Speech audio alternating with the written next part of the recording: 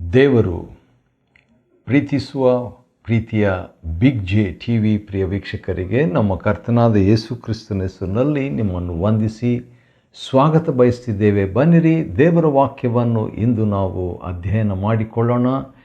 ಇಂದಿನ ನಮ್ಮ ಅಧ್ಯಯನ ದಾನಿಯೇಲನ ಗ್ರಂಥ, the book of Daniel, chapter 6, 6ನೇ ಅಧ್ಯಾಯ. 6ನೇ ಅಧ್ಯಾಯ ದಾನಿಯೇಲ್ ಗ್ರಂಥದಲ್ಲಿ ನಾವು 3ನೇ ಒಂದು ಹಂತವನ್ನು ನಾವು ನೋಡ್ತೇವೆ. ಅಂದರೆ ಅರ್ಥ 3 ಆಳ್ವಿಕೆಯ ಅಥವಾ ಅರಸುಗಳ ಕೆಳಗೆ ದಾನಿಯೇಲನು ಇರುವಂಥದ್ದು. ಮೊಟ್ಟ ಮೊದಲನೇದಾಗಿ ದಾನಿಯೇಲನು ಯೆಹೋಯಾಕೀಮನ ಆಳ್ವಿಕೆಯ 3ನೇ ವರ್ಷದಲ್ಲಿ ಬಾಬೆಲಿನ ಅರಸನು ಸೆರೆ ಒಯ್ದಿದ್ದರ ಬಗ್ಗೆ, ಯೆಹೂದ್ಯರನ್ನು ಸೆರೆ ಒಯ್ದಿದ್ದರ ಬಗ್ಗೆ 1ನೇ ಅಧ್ಯಾಯದಲ್ಲಿ ನಾವು ನೋಡ್ತೇವೆ. ಆವಾಗ ದಾನಿಯೇಲನು ಕೂಡ ಆ ಒಂದು ಗುಂಪಿನಲ್ಲಿದ್ದಂಥ ವ್ಯಕ್ತಿಯಾಗಿರಬೇಕು. ಮತ್ತು ನೆಬೂಕದ್ನೆಚ್ಚರನ ಆಳ್ವಿಕೆಯಲ್ಲಿ ದಾನಿಯೇಲನು 3 ಮುಖಂಡರಲ್ಲಿ ಮುಖ್ಯಸ್ಥನಾಗಿ, ಅಂದರೆ ಪ್ರಧಾನಮಂತ್ರಿ ಅಂತ ಹೇಳ್ಬೋದು, ಅಂಥ ಒಂದು ಸ್ಥಾನವನ್ನು, ಅಂಥ ಒಂದು ಗೌರವವನ್ನು ನೆಬೂಕದ್ನೆಚ್ಚರನ ಆಳ್ವಿಕೆಯಲ್ಲಿ ಹೊಂದಿರ್ತಾನೆ. ಅದಾದ ನಂತರ ನೆಬೂಕದ್ನೆಚ್ಚರನಾದ ನಂತರ ಅವನ ಮಗನಾದಂಥ ಬೆಲ್ಶಚ್ಚರನ ಆಳ್ವಿಕೆಯಲ್ಲಿ ಕೂಡ ದಾನಿಯೇಲನು ಇನ್ನೂ ಮುಖ್ಯ ವ್ಯಕ್ತಿಯಾಗಿ ಇರ್ತಾನೆ. ಆದರೆ ಅವನಿಗೆ ನೆಬೂಕದ್ನೆಚ್ಚರನ ಮಗನು ಅಷ್ಟೊಂದು ಮಹತ್ವ ಕೊಟ್ಟಿರಲಿಲ್ಲ. ಆದರೂ ಕೂಡ ರಾಣಿಗೆ ಅವನ ದಾನಿಯೇಲನ ಮಹತ್ವ ಗೊತ್ತಿತ್ತು. ಆ ಸಂದರ್ಭದಲ್ಲಿ ಕೂಡ ದಾನಿಯೇಲನು 2ನೇ ಅರಸನ, 1ನೇ ಅರಸನ ನೆಬೂಕದ್ನೆಚ್ಚರನ, 2ನೇ ಅರಸ ಬೆಲ್ಶಚ್ಚರನು, ಅವನ ಆಳ್ವಿಕೆಯಲ್ಲಿ ಕೂಡ ದಾನಿಯೇಲನು ಇರುವಂಥದ್ದನ್ನು ನೋಡ್ತೇವೆ. ಆದರೆ ಈಗ 3ನೇ ಅರಸನು, ಯಾಕಂದರೆ ಬೆಲ್ಶಚ್ಚರನು ಬಾಬೆಲಿನ ಅರಸನಾಗಿದ್ದನು, ನೆಬೂಕದ್ನೆಚ್ಚರನು ಬಾಬೆಲಿನ ಅರಸನಾಗಿದ್ದನು. ಈಗ ಹೊಸ ರಾಜ್ಯ ಬಂದಿದೆ. ಅದೇನಂತ ಹೇಳಿದರೆ ಮೇದ್ಯ ಪಾರಸಿಯರು ಅವರು ಬಾಬೆಲನ್ನು ವಶ ಮಾಡಿಕೊಂಡು ಬಾಬಿಲೋನನ್ನು ಗೆದ್ದು, ಈಗ ಹೊಸ ರಾಜನು ಬಂದಿದ್ದಾನೆ. ಅವನ ಹೆಸರು ದಾರ್ಯಾವೇಷನು ಅಂತ ಹೇಳಿಬಿಟ್ಟು. ದಾರ್ಯಾವೇಷನು ತನ್ನ ರಾಜ್ಯಭಾರವನ್ನು ನಿರ್ವಹಿಸುವುದಕ್ಕೋಸ್ಕರ ಏನು ಮಾಡ್ತಾನೆ, 120 ಮಂದಿ ದೇಶಾಧಿಪತಿಗಳನ್ನು, ಅಂದರೆ ರಾಜರ ರಾಜನೇ ಇವನು, ಎಷ್ಟೋ ದೊಡ್ಡ ಸಾಮ್ರಾಜ್ಯಗಳು ಇವನ ಕೈಗಳಿಗಿದೆ. ಮತ್ತು ಆ ರೀತಿಯಾಗಿ ಇರುವಂಥ ವೇಳೆಯಲ್ಲಿ 3 ಮುಖ್ಯಾಧಿಕಾರಿಗಳನ್ನು ನೇಮಿಸಬೇಕಂತಿದ್ದಾಗ ಮುಖ್ಯಾಧಿಕಾರಿಗಳಲ್ಲಿ ದಾನಿಯೇಲನು ಒಬ್ಬನಾಗಿದ್ದನಂತೆ. ಮತ್ತು ಈ 3ನೇ ಒಂದು ರಾಜ್ಯದಲ್ಲಿ ಕೂಡ ದಾನಿಯೇಲನಿಗೆ ಒಂದು ಮಹತ್ವ ಸಿಕ್ಕಿದೆ, ಸ್ಥಾನ ಸಿಕ್ಕಿದೆ. ಯಾಕಂತೇಳಿದ್ರೆ ಅವನಲ್ಲಿ ಪರಮ ಬುದ್ಧಿ ಇದ್ದುದರಿಂದ ಉಳಿದಂಥ ಮುಖ್ಯಾಧಿಕಾರಿಗಳಿಗಿಂತಲೂ ದೇಶಾಧಿಪತಿಗಳಿಗಿಂತಲೂ ಅಧಿಕ ಸಮರ್ಥನೆನಿಸಿಕೊಂಡಿದ್ದನು. ಹಾಗಾದರೆ ಫೇವರ್ ಆಫ್ ಗಾಡ್, ದೇವರು ಮೆಚ್ಚುಗೆ ಪಡೆದಂಥ ವ್ಯಕ್ತಿ ಅವನು ಟಾಪ್ನಲ್ಲಿರ್ತಾನೆ ರೀ. ಹಾಗಿದ್ದಾಗ ಏನಾಯಿತು, ಇನ್ನೇನು ಅವನನ್ನು ಪೂರ್ಣ ರಾಜ್ಯದ ಮೇಲೆ ನೇಮಿಸಬೇಕಂತ ಉದ್ದೇಶ ಇಟ್ಕೊಂಡಿದ್ದಾನೆ.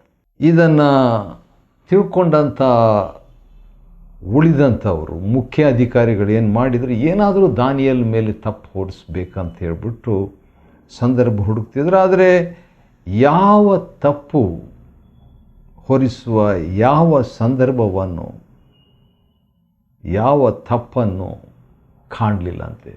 A person who has the favour of God, ಅಂದರೆ ದೇವರ ಮೆಚ್ಚುಗೆ ಪಡೆದಂಥ ವ್ಯಕ್ತಿ ಹೇಗಿರ್ತಾನೆ ಅಂತ ಹೇಳಿದರೆ ತಪ್ಪಿಲ್ಲದವನಾಗಿ, ಅಂದರೆ ವೈರಿಗಳಿಗೂ ತಪ್ಪು ಕಾಣದಂಥ ವ್ಯಕ್ತಿಯಾಗಿ ಅಂಥ ರೀತಿಯಲ್ಲಿ ಇರುವಂಥವನಾಗಿದ್ದಾನೆ.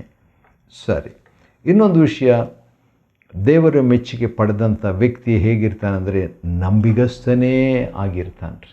Will be a faithful person. 4ನೇ ವಚನ 6ನೇ ಅಧ್ಯಾಯ.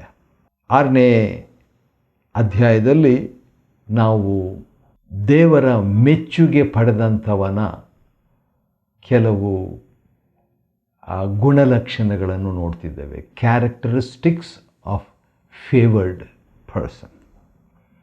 ಮೊಟ್ಟ ಮೊದಲನೇದಾಗಿ ಟಾಪ್ನಲ್ಲಿರ್ತಾನೆ.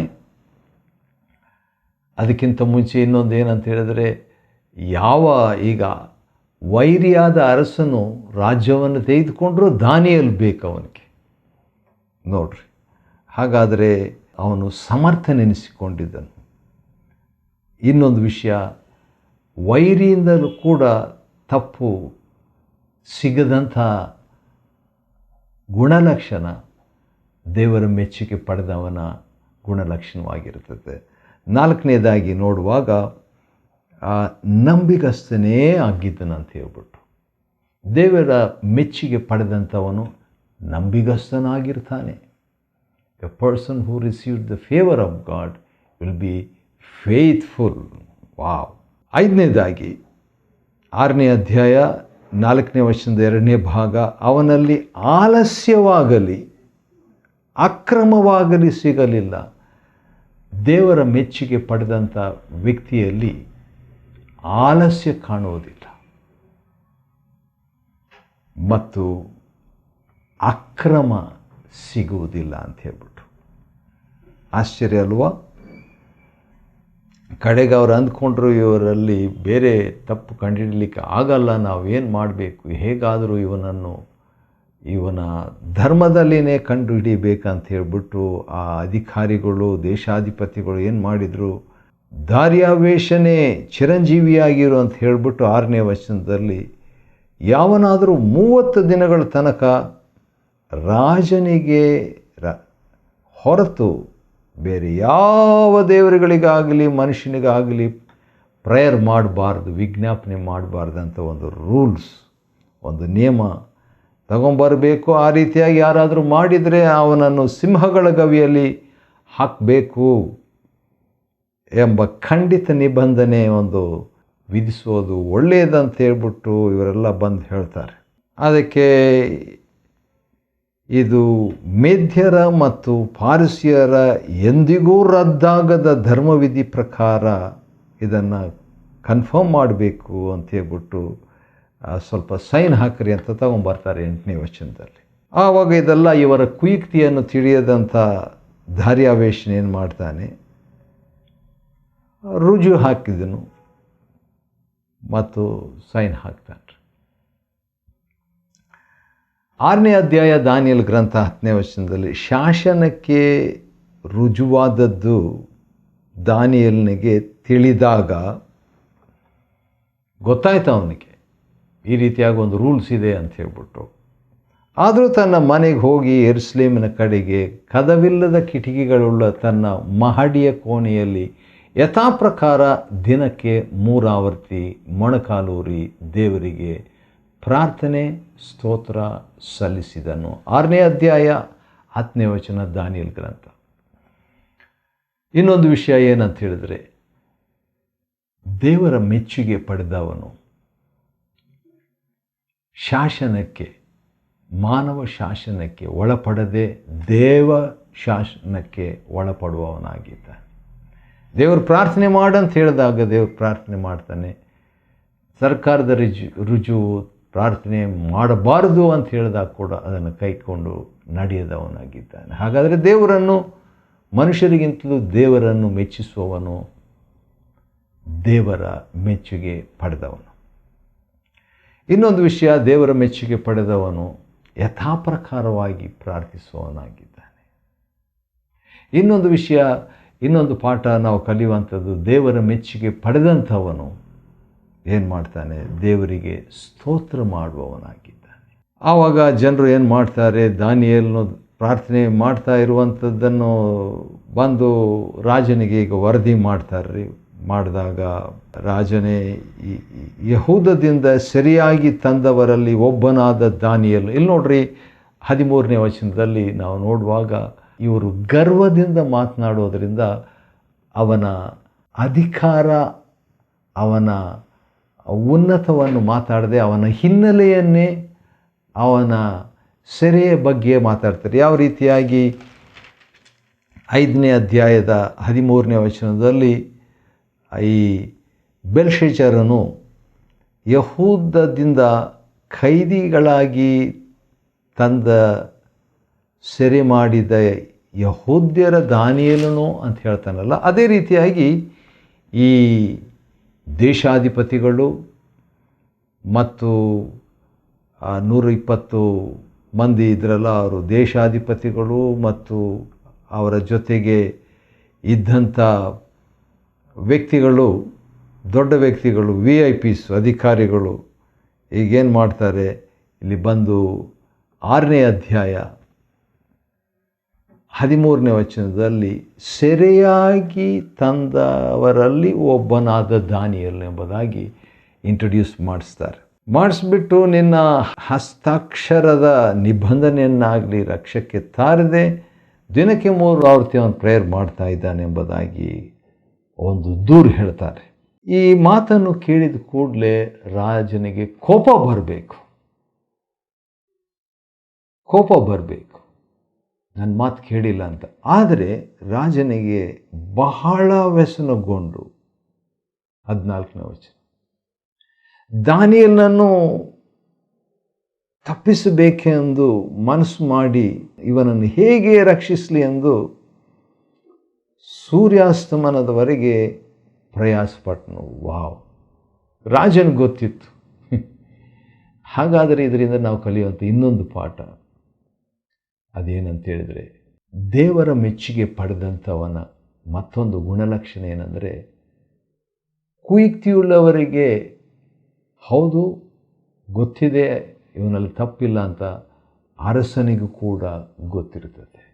ಮತ್ತು ಪ್ರಭುವೇ ರಾಜನು ವಿಧಿಸಿದ ಯಾವ ನಿಬಂಧನೆಯಾಗಲಿ ನಿಯಮವಾಗಲಿ ರದ್ದಾಗಬಾರದು ಎಂಬ ಸೂತ್ರವು ಮೇದ್ಯರಲ್ಲಿಯೂ ಪಾರಸಿಯಲ್ಲಿ ಉಂಟೆಂಬುದು ನಿನಗೆ ಗೊತ್ತಿರಲಿ ಅಂತ ಹೇಳ್ತಾರೆ. ಪ್ರೆಷರ್ ಹಾಕ್ತಾ ಇದ್ದಾರೆ. ಕಡೆಗೆ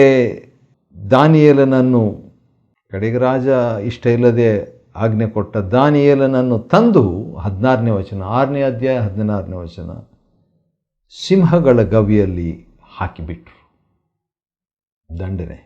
ಆಗ ರಾಜನು ದಾನಿಯೇಲನಿಗೆ, ನೀನು ನಿತ್ಯವೂ ಭಜಿಸುವ ದೇವರು ನಿನ್ನನ್ನು ಉದ್ಧರಿಸಲಿ ಎಂದು ಹರಸಿದನು.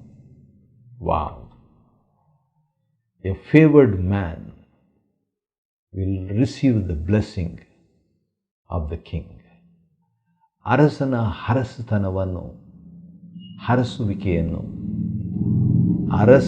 ಹರಸುವಿಕೆಯನ್ನು ದೇವರ ಮೆಚ್ಚುಗೆ ಪಡೆದಂಥವನು ಹೊಂದಿಕೊಳ್ತಾನೆ. ಕೂಡಲೇ ಬಂಡೆಯನ್ನು ತಂದು ಗವಿಯ ಬಾಯನ್ನು ಮುಚ್ಚಿದರು.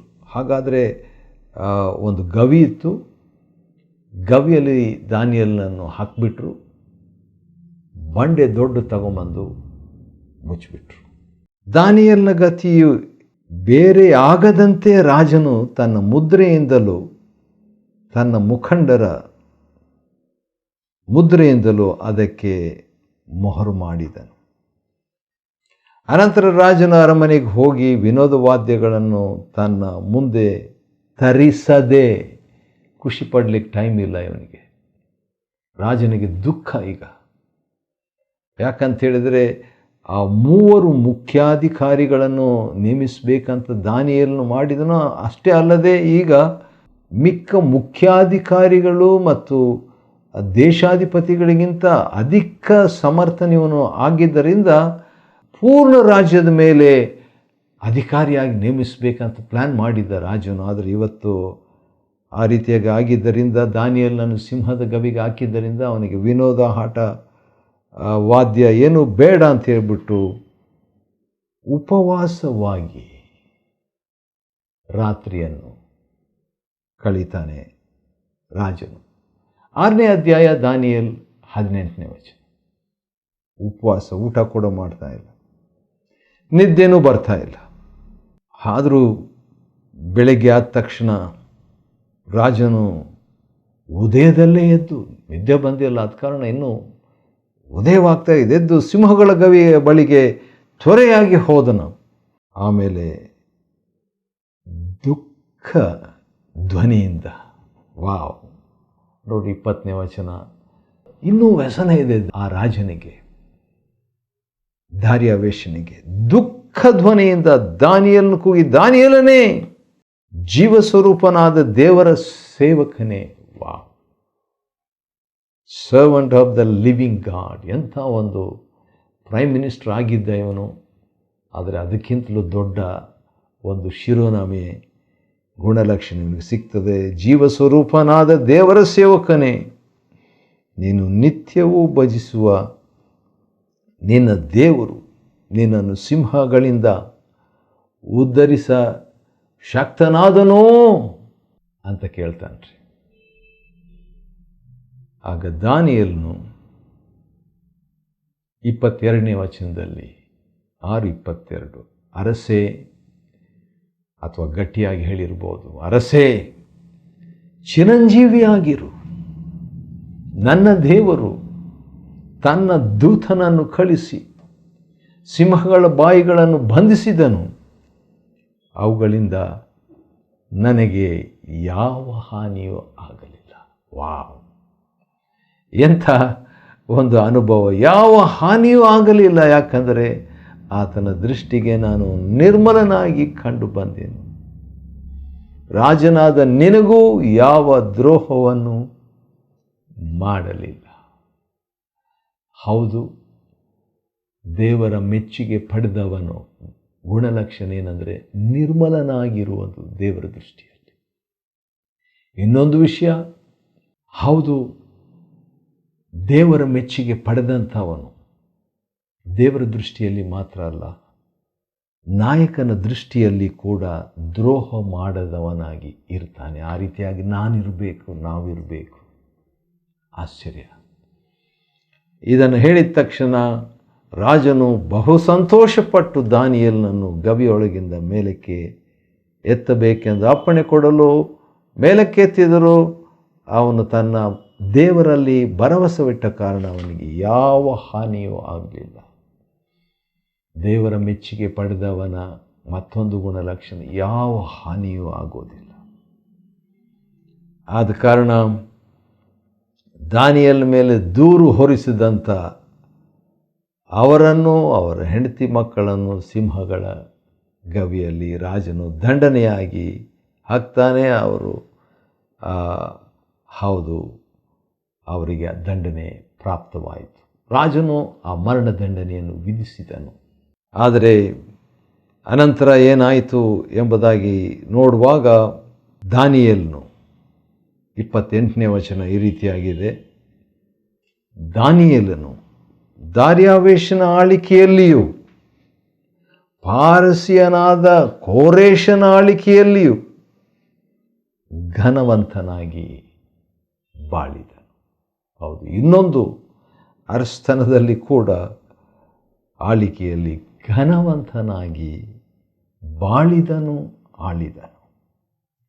ದಾನಿಯೇಲ್ ಗ್ರಂಥ 6ನೇ ಅಧ್ಯಾಯವನ್ನು ಅಧ್ಯಯನ ಮಾಡಿಕೊಳ್ಳುವಂತೆ ದೇವರು ಕೊಟ್ಟ ಕೃಪೆಗಾಗಿ ಆತನ ಸ್ತೋತ್ರವಾಗಲಿ. ದೇವರು ನಿಮ್ಮನ್ನು ಆಶೀರ್ವದಿಸಲಿ.